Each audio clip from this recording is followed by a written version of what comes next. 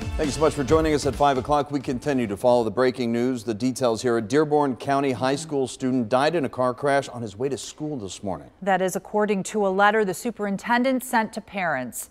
Brett Fox was a senior at East Central. The school's athletic director says Fox hit black ice this morning and then went into an embankment.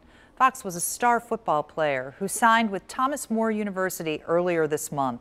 Grief counselors are available for students and staff at the school.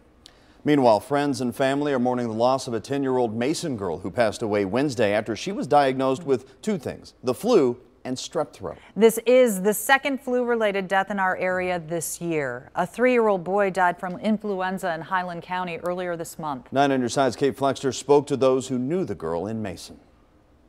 Sable Gibson was a 4th grader here at Western Row Elementary School, and today her friends, family, and classmates had a chance to pay their respects by making cards and wearing pink. They tell us that was her favorite color. It just was reflective of her. She had a big heart. She loved people. That was her favorite color. For Brad Wilson, the color pink perfectly encapsulated 10-year-old Sable Gibson. As the teaching pastor at Christ Church in Mason, Wilson got to know Sable and the Gibson family well. In the time she was here with us, she just made this huge impact. On Tuesday, doctors diagnosed 10-year-old Sable with influenza and strep throat.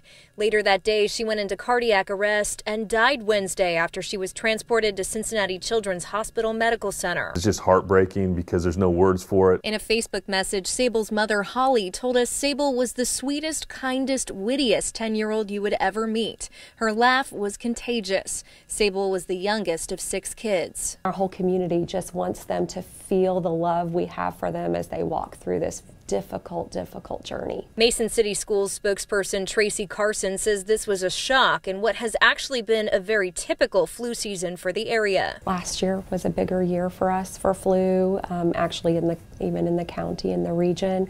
So it's just a terrible tragedy. Today, Sable's classmates made cards for her family, and last night the church held a vigil for her. Hundreds of people showed up. She really made a huge impact, more than I think a lot of people realized.